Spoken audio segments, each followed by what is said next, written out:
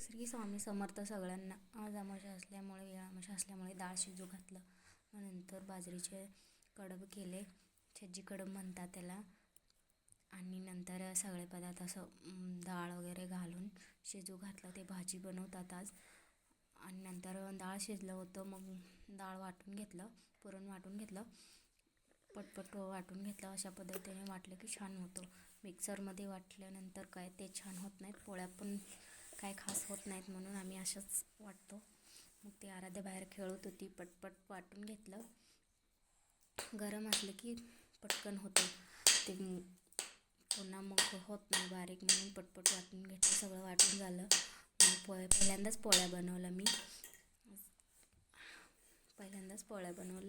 मग नंतर सगळं नैवेद्य करून शेतामध्ये बोनं घेऊन गेली. बोनं दिले. आराध्या झोपली होती, पटकन बोनं देऊन यावं म्हणून बोनं घेऊन गेली शेतामध्ये. बोनं दिले, मग नारळ फोडलं. बोनं दिलं, नारळ फोडलं आणि नारळातलं पाणी आराध्या पिणार होती. ती तेवढ्यात झोपली होती. मग तिला तिथे सोडून आली. मग ती नारळातलं पाणी मीच पिलं. गोड असतं नारळातलं पाणी, पण खूप छान होतं. मग तिथून विहिरीला नैवेद्य दाखवला. आज अमावस्या असल्यामुळे विहिरीला बोनं दाखवतो आम्ही. सगळे बोरचं पाणी विहिरीमध्येच पडत होतं, म्हणून विहिरीलाच नैवेद्य दाखवला. भरपूर पाणी आहे विहिरीमध्ये, अजून भरपूर आहे. असं अशा पद्धतीने व्हिडिओ केला. मग